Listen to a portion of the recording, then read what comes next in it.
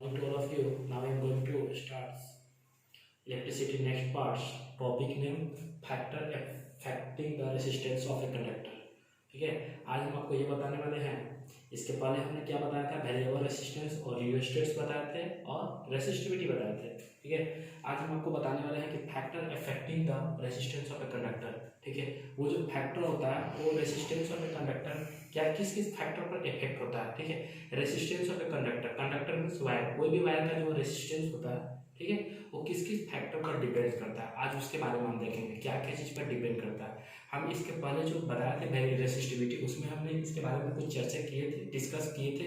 आज हम इसको फिर से करते हैं, उसी पर आधारित है। ठीक है, तो first now we tell about factor affecting the resistance of a conductor. ठीक है, वो फैक्टर जो इफेक्ट करता है the resistance of a conductor. कोई भी कंडक्टर का जो रेसिस्टेंस होता है, हर कंडक्टर में रेसिस्टेंस होता है। रेसिस्टेंस मीन्स हर कंडक्टर में करंट फ्लो होता है तो कुछ ना कुछ रुकावट होता है।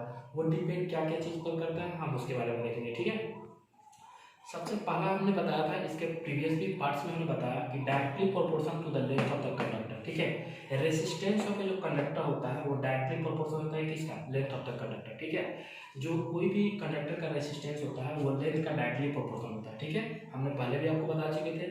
तो आर क्या होगा, रेसिस्टेंस का आर होता है डायरेक्टली प्रोपोर्शन क्या, एल। आर जो होगा एल का क्या होगा, डायरेक्टली प्रोपोर्शन होगा। ठीक है, नोट में हमने दे दिया है यहाँ पर, when the length of the wire is double, जैसे ही हम वायर के लेंथ को बढ़ाएंगे, ठीक है, वायर के लेंथ को बढ़ाएंगे तो उसका रेसिस्टेंस क्या हो जाएगा, डबल हो जाएगा। हमने आपको पहले बताया था कि हमने पहले एक लिया, ये वायर लिया, ठीक है, इसका वायर का लेंथ भी इतना है, ठीक है, इसका लेंथ इतना है तो इसका रेसिस्टेंस भी क्या होगा ना, अगर इसका लेंथ हमने इतने लिए तो इसका रेसिस्टेंस भी कम होगा। अब हमने क्या किया है कि इसका लेंथ को बढ़ा दिया, देखिए ये लेंथ इतना बड़ा हो गया, वायर का लेंथ हो गया, कंडक्टर का लेंथ हो गया, अब इसका रेसिस्टेंस भी क्या हो जाएगा, बढ़ जाएगा। It means that resistance of a conductor is directly proportional to its length. हमने लेंथ इतना लिया तो इसका रेसिस्टेंस कम था, क्यों, क्योंकि अगर हम लेंथ को अगर हम बढ़ा रहे हैं, लेंथ को अगर हम बढ़ा रहे हैं तो करंट क्या हो रहा है आपका, हाफ हो रहा है।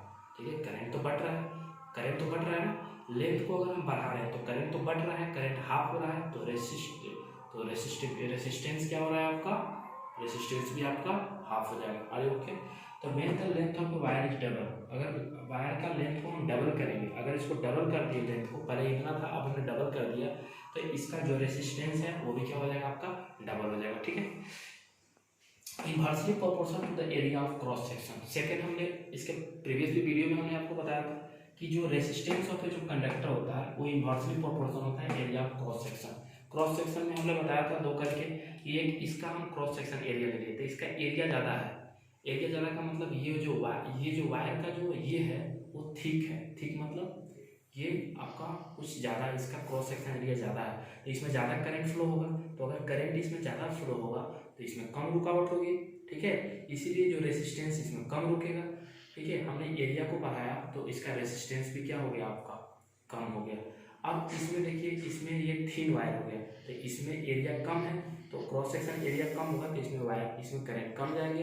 ठीक है, तो कम जाएंगे तो इसमें रेसिस्टेंस क्या होगा, ज़्यादा होगा। आर ओके, तो हमने यही बताया है, इससे पहले भी हमने पार्ट में बता चुके थे। ठीक है, कि when the length of the wire is, ये तो हमने बता दिया, inverse resistance of a conductor is inversely proportional to the area of cross section.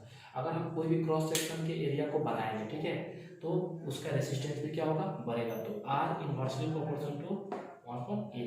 ठीक है, अब देखिए नोट में हमें दिखा है, when the area of cross section of wire is double.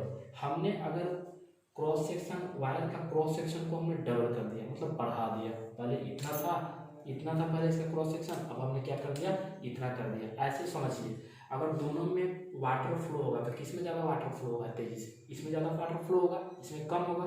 उसी तरह हम करंट पढ़ लेंगे, इसमें करंट क्या होगा, ज़्यादा होगा फ्लो, तो इसमें रेसिस्टेंस क्या होगा, कम होगा।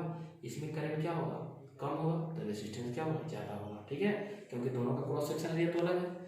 वही when the area of cross section of the wire is double कर दिए तो रेसिस्टेंस क्या हो गया, हाफ हो गया, हाफ हो जाएगा। And if the area of cross section of half, अगर हम क्रॉस सेक्शन जो होगा वायर का उसको अगर हम थिक कर दिए तो इसका रेसिस्टेंस क्या हो जाएगा, डबल हो जाएगा।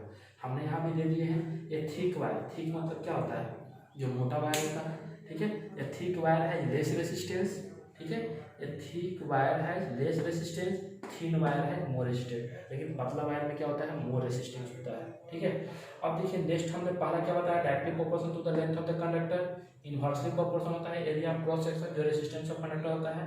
थर्ड में हम बताएंगे directly proportional to the temperature. अब देखिए टेम्परेचर पर रेजिस्टेंस ऑफ वायर होता है ना, टेम्परेचर से इसका क्या रिलेशन है ये हम देखेंगे। ठीक है, डायरेक्टली प्रोपोर्शनल तो रेजिस्टेंस ऑफ वायर जो होता है वो डायरेक्टली प्रोपोर्शनल होता है टेम्परेचर का। इट मीन्स दैट अगर हम टेम्परेचर को बढ़ाएंगे तो उसका रेजिस्टेंस भी क्या होगा, बढ़ेगा। It means that the resistance of all pure metal increases on rising the temperature. जो रेजिस्टेंस होता है कोई भी प्योर आप मेटल ले लो, कॉपर ले लो या सिल्वर ले लो, अगर उसको आप उसका हीट करोगे, अगर उसके टेम्परेचर को बढ़ाओगे तो उसका रेजिस्टेंस भी क्या होगा, बढ़ेगा। Are you okay? It means that the resistance of all pure metal में सिल्वर लेते हैं, अगर सिल्वर को हम हीट करेंगे तो उसका टेम्परेचर को बढ़ाएंगे, चाहे अगर सिल्वर से अगर करंट ज़्यादा फ्लो करेंगे, ठीक है, मतलब उसका टेम्परेचर को बढ़ाएंगे। टेम्परेचर में उसका टेम्परेचर को अगर हम इंक्रीजमेंट करेंगे तो उसमें आपका क्या होगा कि वो it mean that resistance of all pure metal increase. Temperature को अगर हम बढ़ाएंगे तो दो रिलेशन हमने सीखा कि टेम्परेचर रेजिस्टेंस ऑफ जो कंडक्टर होता है टेम्परेचर का डायरेक्टली होता है। डायरेक्टली का मतलब अगर इसको बढ़ाएंगे तो टेम्परेचर को बढ़ाएंगे तो रेजिस्टेंस ऑफ कंडक्टर भी क्या होगा, बढ़ेगा। बस इतना याद रखें। नेक्स्ट हमने इसके लिए हमने दे दिया है कि रेजिस्टेंस ऑफ एलवाई। एलवाई का मतलब क्या होता है जानते हो? एलवाई का मतलब मिक्सचर होता है। क्या होता है? मिक्सचर। इसका मतलब क्या होता है? मिक्सचर होता है। ठीक है, जो बेस्ट, ठीक है, एलवाई का मतलब क्या होता है? मिक्सचर होता है। ठीक है, कोई भी एलवाई है जैसे नाइक्रोम हो गया आपका, एक वायर लेते हैं, ठीक है, नाइक्रोम हो गया, क्रोमियम हो गया, ये सब मिक्सचर हो गया आपका। एलवाई का मतलब ये मिक्सचर होता है। तो resistance of alloy like magnesium and nichrome almost depend on nature of material. ये मटेरियल के अनअफेक्टेड बाय टेम्परेचर। ये जो रेजिस्टेंस होते हैं ना, इसमें दो चीज़ हो गया, नाइक्रोम हो गया, ये सब अनअफेक्टेड होता है। जैसे इसमें टेम्परेचर पर कोई असर नहीं करता है। हम दो वायर ले लेते हैं, क्या क्या चीज़ का, अगर क्रोमियम ले लेते हैं, क्रोमियम और नाइक्रोम का वायर ले लेते हैं। जैसे आयरन का आप देखें ना, आयरन, तो आयरन में क्या चीज़ का वायर लगता है? नाइक्रोम का वायर लगता है। तो नाइक्रोम वायर होता है, लेकिन उसमें टेम्परेचर पर कोई इफेक्ट नहीं पड़ता है उस पर, उस वायर पर। अरे ओके, अनअफेक्टेड बाय टेम्परेचर। ठीक है, depends on nature. Unaffected by temperature का मतलब ये देखिएगा, मान लीजिए कि जो आयरन है घर में, अगर उस आयरन में हम कॉपर का वायर लगा देते हैं, तो अगर उस आयरन में आप कॉपर का वायर लगाइएगा तो कॉपर में ज़्यादा अगर हम टेम्परेचर को ये करेंगे, ठीक है, तो वो क्या हो जाएगा, जल जाएगा। ठीक है, लेकिन नाइक्रोम वायर में सहन शक्ति ज़्यादा होता है, वो ज़्यादा टेम्परेचर को ये करता है, अनइफेक्टेड होता है। कितना भी टेम्परेचर आप दीजिएगा, कितना भी करंट से वो हीट हो जाएगा, लेकिन उसे कुछ होगा नहीं। इसीलिए बोलता है कि हम लोग नाइक्रोम और क्रोमियम पर कोई असर नहीं करता है, अनइफेक्टेड बाई टेम्परेचर। ठीक है, कॉपर पर पड़ जाएगा लेकिन इसमें नहीं होगा। इसीलिए अगर किसी भी चीज़ को हीट करना है, ठीक है, जैसे आयरन में हीट की जरूरत होती है, तो हम लोग नाइक्रोम वायर का यूज करते हैं। Depends on nature of material, ये हमने लास्ट दिया है, depends on nature of material. Nature of material का मतलब देखिए क्या हो गया, ठीक है, नेचर ऑफ मटेरियल मतलब मटेरियल का नेचर पे डिपेंड करता है कि वो क्या चीज़ का हम वायर लिए हैं, नाइक्रोम का वायर लिए हैं, कॉपर का वायर लिए हैं। क्योंकि देखिए नाइक्रोम वायर के पास हाई रेसिस्टेंस होता है। हाई रेसिस्टेंस का मतलब वो ज़्यादा करंट को रोक सकता है। ठीक है, लेकिन अगर कॉपर के वायर के पास तो ज़्यादा हाई रेसिस्टेंस नहीं होते हैं। तो वही बोल रहा है कि depends on nature of material. Material क्या चीज़ का बना है उस पर भी डिपेंड करता है। अगर नाइक्रोम वायर का है तो उसको ज़्यादा करंट चाहिए, ठीक है, उसमें ज़्यादा सहन शक्ति है, उस पर टेम्परेचर का कोई असर नहीं करेगा। लेकिन अगर कॉपर है तो उसके पास तो लो रेजिस्टेंस है। इसीलिए हम लोग जो इलेक्ट्रिसिटी में जो यूज़ करते हैं वायर में, वो सब चीज़ में हम क्या चीज़ का यूज़ करते हैं, कॉपर वायर का।